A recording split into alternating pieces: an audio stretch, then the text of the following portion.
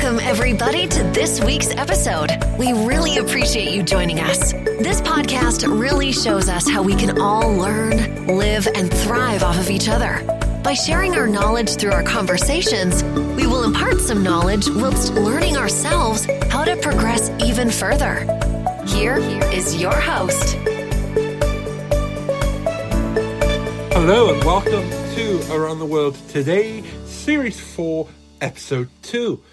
So it's been exactly 12 months since medics were summoned to what become known as the first confirmed case of Covid-19 in the United Kingdom. How has that year been for you? Now, it's a year on. It's a different life we live now compared to a year ago. But it was a Wednesday afternoon, and a 23-year-old Chinese national called the NHS 111 helpline from his hotel room in York City Centre in England. The University of York student, known in medical journals only as B, was suffering from a fever, a dry cough, and muscle pain. His 50-year-old mother, known as patient A, who had flown to the UK from Wuhan in Hubei province a week earlier, was also feeling unwell, with a fever, a cough, and a sore throat. When she arrived in the UK, coronavirus had spread from Chinese province to the countries including Thailand, the USA, with some 500 confirmed cases and 17 dead people. On the 23rd of January, the day patient A landed in the UK with the student's father, Wuhan and its population of 11 million people became the first in the world to enter a coronavirus lockdown. We all know what lockdown is like. We're in our third lockdown in the United Kingdom, and it's good, right? We've been in lockdown in where I live since about November time, and it's quite daunting because we were in a lockdown before that. Anyway, on the evening of January 29th, so a year ago today, where this is being recorded, two paramedics from Yorkshire Ambulance Service were called to a 196-room Star City apartment hotel in the Paragon Street in York, dressed in white hazmat suits. They told reception staff they were responding to a potential coronavirus case before heading to the first floor room. Until then, there had not been a lot of suspected cases in the United Kingdom, but none of that had been confirmed. At the time, Keith Freeman, Stray City's chief operating officer, you were hoping in the back of your head that it was another false alarm. You're also thinking, what are the chances? True. Do you know what I mean? You really do think, what are the chances? You know, it's not going to happen to me. I remember sitting there in the January like, it's just another, this isn't going to get out of hand. It's just another SARS. We're not going to lock down. It's never going to be this bad. Yeah, I was wrong. But once again, he found out that one of his guests had flown from Wuhan, the world's coronavirus capital in the terms of how many cases, and his team started to panic a bit, understandably. At the point, it was about to trying to be quite level-headed and operational to work out what the next steps would be. Unbeknown to the staff at Stay City, the pandemic left the hotel with the family about 20 minutes after arriving, slipping out of the fire exit to the waiting ambulance. They were taken to the Regional Infectious Diseases Unit at Castle Hill Hospital near Hull.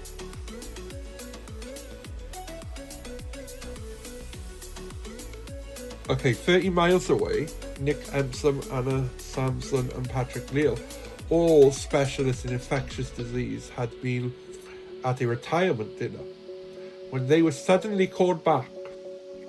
Rather than fleeing apprehensive, Dr. Empson recalls some excitement at the possibility of seeing the UK's first suspected coronavirus case.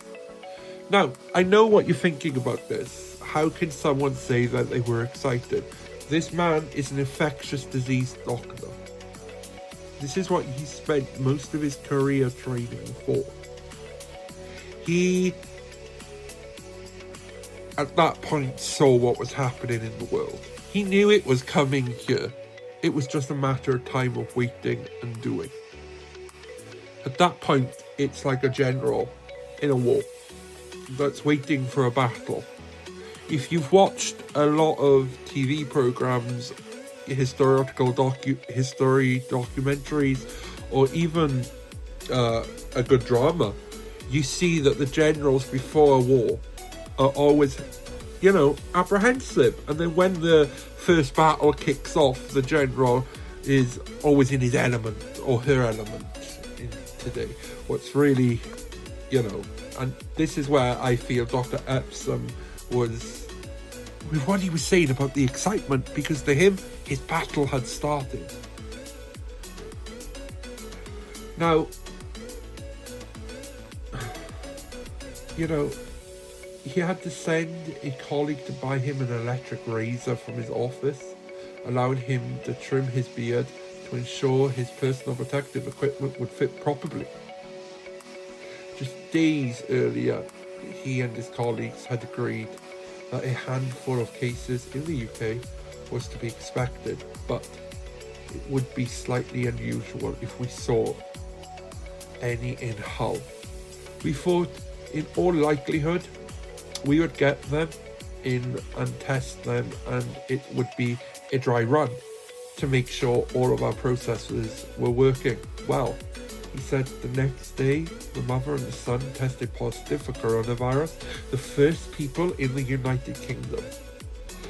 Dr. Salmon's son had been about to go to sleep when she received the news. I did not really know what to expect, she says. At the point, we knew this was something big. And it was bigger than just us. But we never really expected that it would take over the world in the way it did.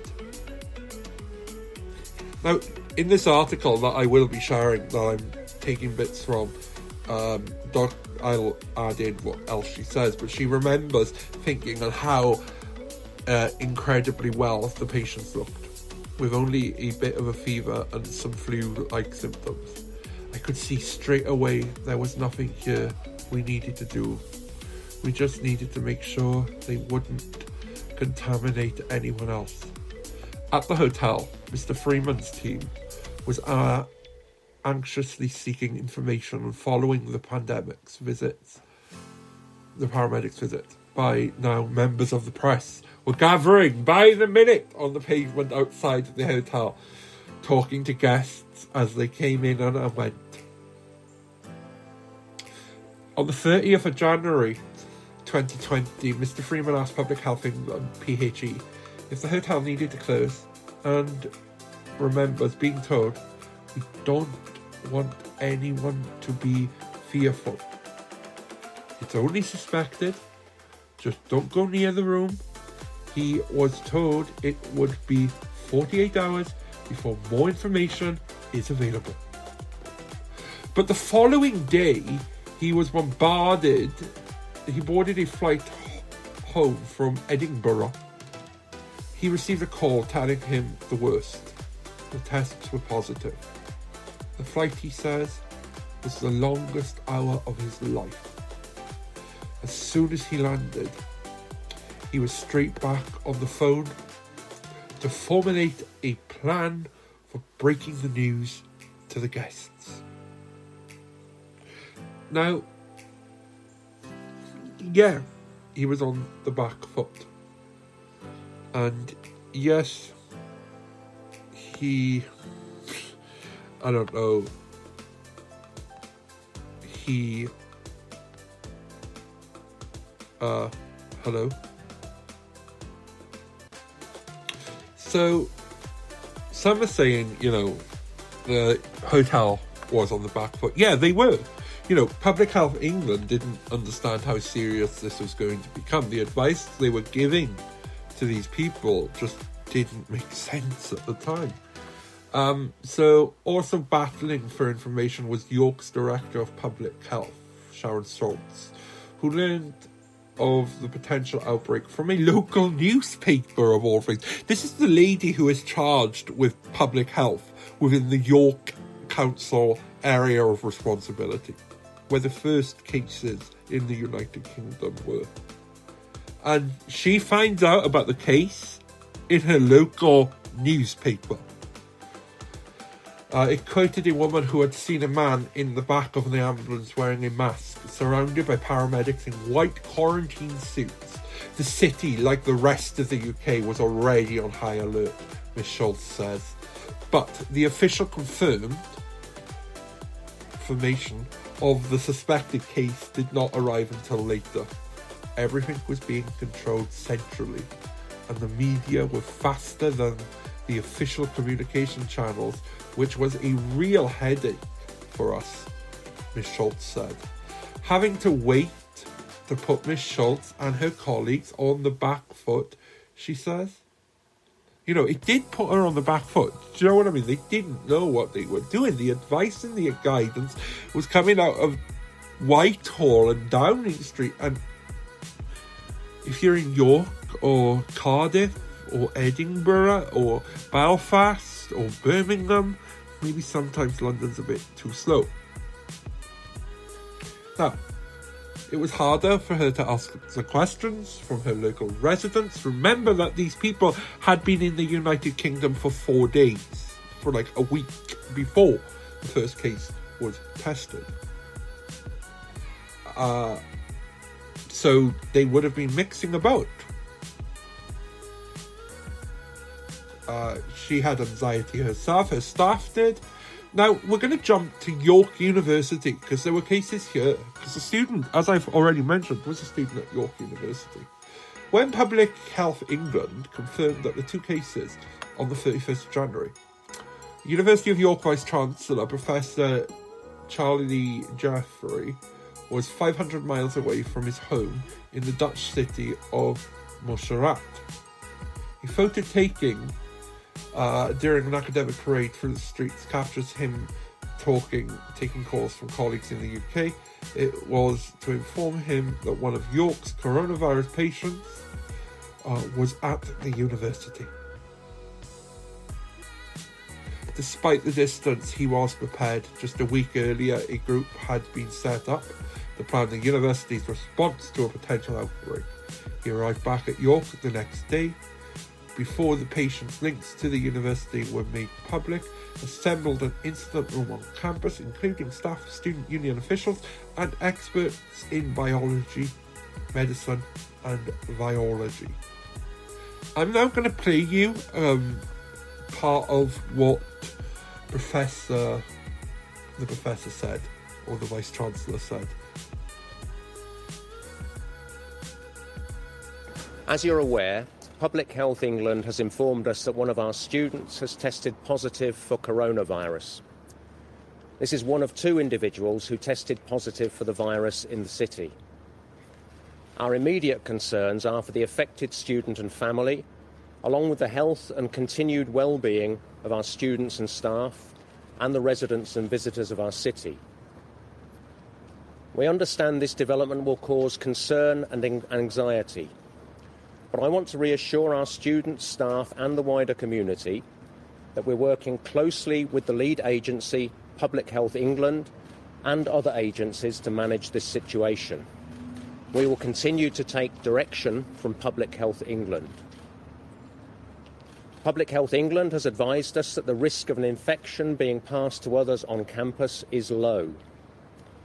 The university is open and will continue to operate normally.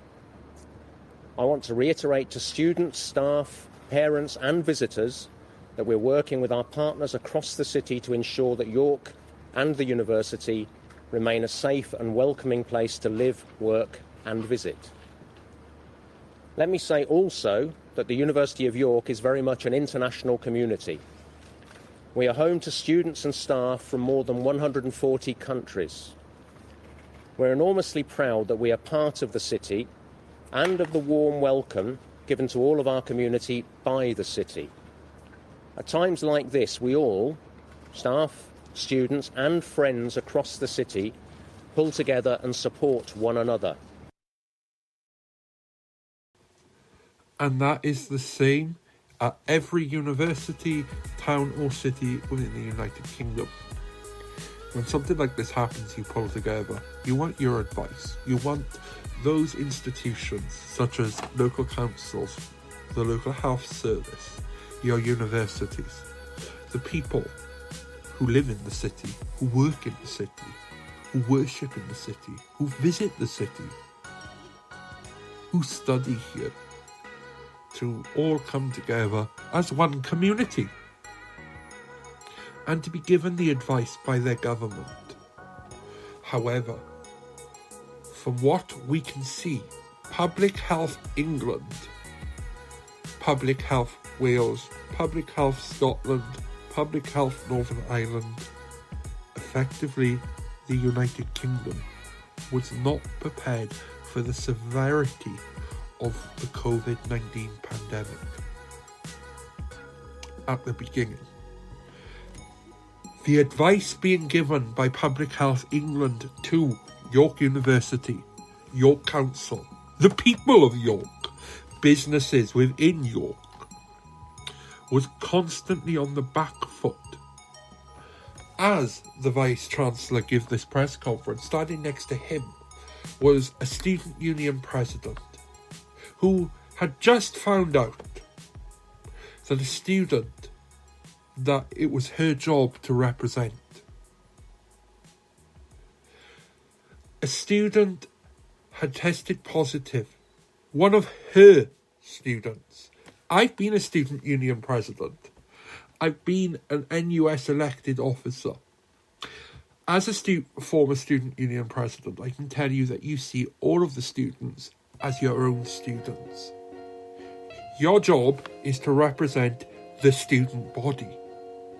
So if one of your students is ill, or one of your students is being treated unfairly, you feel this as a great pain, or you should, if you're any good at your job. The student union president found out that morning. She was preparing to go to a netball match as it was a Wednesday. Like most universities and student unions around the country, Wednesday afternoons are free for sporting events, societies, getting to know other students. This is normally a happy day at a university. She didn't go into work that day at the university expecting to be told and put at the centre of the UK's coronavirus outbreak.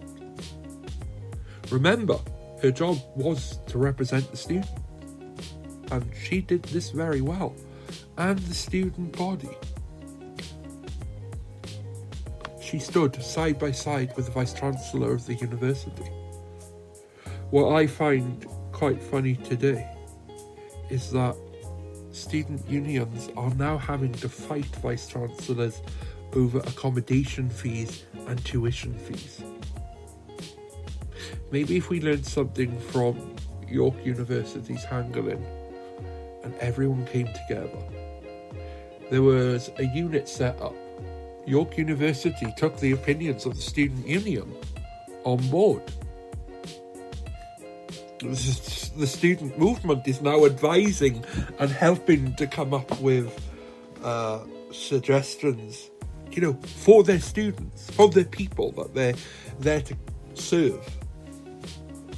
Now, it then became a UK-wide issue, because cases were just starting to go, and fears, because like I said, the media were outside before even an announcement was made. The media enjoy that, don't they?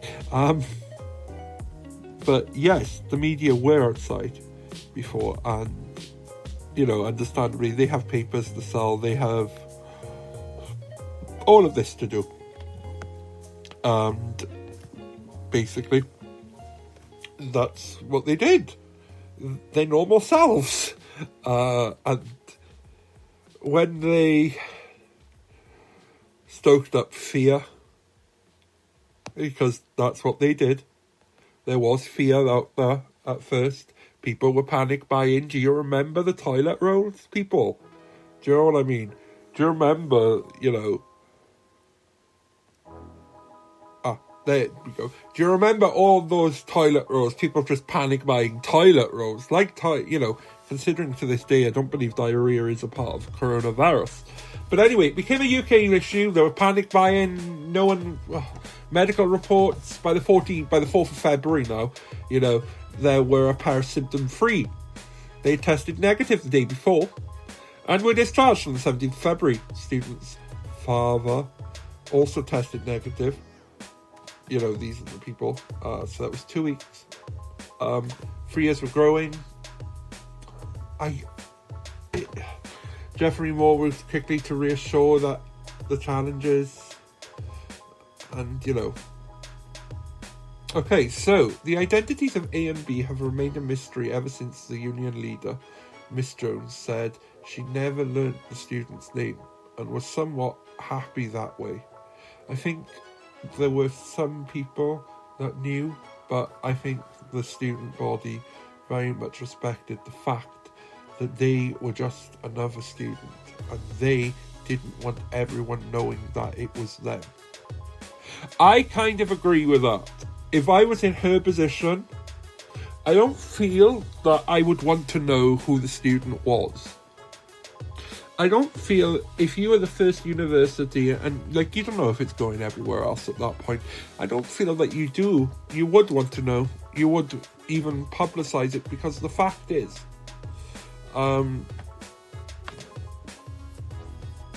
you may let it slip to your friends. You may let it slip to another union officer, who then may let it slip to your friends. So I think keeping it from them was a good idea. While the outbreak at York appeared to have been successfully contained and controlled, 12 months on, the number of positive cases in the UK is more than 3.7 million. Dr. Lilly, one of the specialists from Hull and a principal investigator for the Oxford AstraZeneca vaccine trial, adds, I do not think anyone could have guessed that night, when we had the first couple of cases, that it was going to be like this. You would have had to have a crystal ball. Now, it's hard to get away from. It's very trying. But I think the light at the end of the tunnel is getting closer. We're not there yet, but it's coming. I agree. And when you listen to my next podcast, what's about micronations, I'll explain this a bit more about the light coming, because this is the topic, the underlying topic of this series, darkness into light. Seems to be a lot of this. Now, I've talked about today coronavirus and the first couple of days in the UK. And I've given you some of what people have said, and I've given you some of the stuff. I'm not telling you that the government were wrong in this handling. I think that the government underestimated instead of overestimated what I would have preferred. I also feel that some of the handling has been a bit shambolic. The Prime Minister has said of the United Kingdom that he wants to hold back on the investigation for the first couple of months. I'm sorry, but a year is gone. This is our way of life. That investigation needs to happen. We are seeing here that the first cases were in Hull, Newcastle Time, and York, according to what I'm reading, and these are related topics. Public Health England were quite slow, at doing this. 6th of March, earlier cases, no further cases were recorded in York until the 6th of March. So, they successfully controlled the cases there. Now, 80 miles away in Newcastle, a student and his mother were making a steady recovery, according to medical reports. So they were shipped off to Newcastle. PHE England identified that 52 individuals who had come into contact with them, including a taxi driver, hotel staff, and 45 healthcare workers. None tested positive for coronavirus. By the 4th of February, like I said, they were free. They were symptom-free. They tested negative the next day and were discharged on the 17th of February. The student's father was tested negative throughout, despite being in close contact. That's how this virus works. It doesn't always go to the person. The father was in close contact. He didn't test positive. He was negative all the way through. He wasn't contagious. How can you blame the hotel? It's not the hotel's fault. The hotel were just following the advice of the government. Everyone had just been trying to follow the advice of the government, but that advice wasn't coming. That advice wasn't there. Now, in time, there will be an investigation. In time, we will look at this. How about all of the PPE? We will look at that too. Hospitals were not ready. You have heard these podcasts for a year now about coronavirus. I've talked about it. The government's handling. Please do go and listen back. But that, to me, was the year of coronavirus. Now, some of my own reflections on the last year are, I remember in February making a joke about Covid-19 because someone from my university group was going to climb a mountain, Mount Kilimanjaro, I think it was. And basically, he joked and said, I'll probably be in quarantine by the time I come back, so I probably won't see you at the next class after half term. And I was like, okay. The funny thing is, he did come back. But the day we were all meant to meet, the United Kingdom, on the 17th of March, ended a full lockdown. I'm wondering if the United Kingdom government started to take it serious and put us into lockdown at the beginning, or put York into lockdown at the beginning. Would we have gotten this much out of control? What happens if the UK government just closed the borders like the Home Secretary has been advocating for? Do you know what I mean? That's another thing that we could be asking.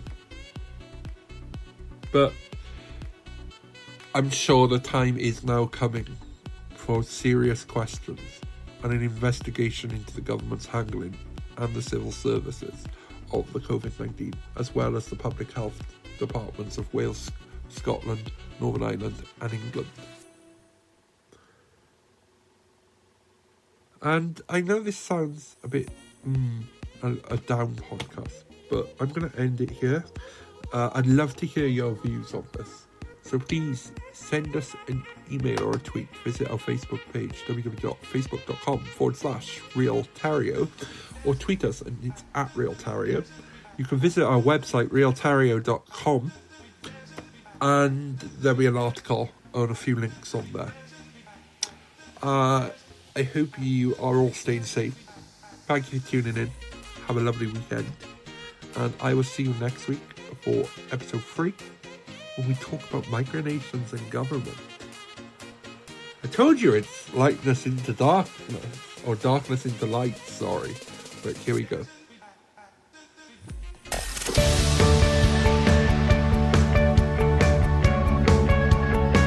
This week's episode has come to an end. But the fun doesn't have to stop here. If you have any questions, suggestions, or feedback, head over right now to Twitter and Facebook and like, share, and get involved. Join us next time.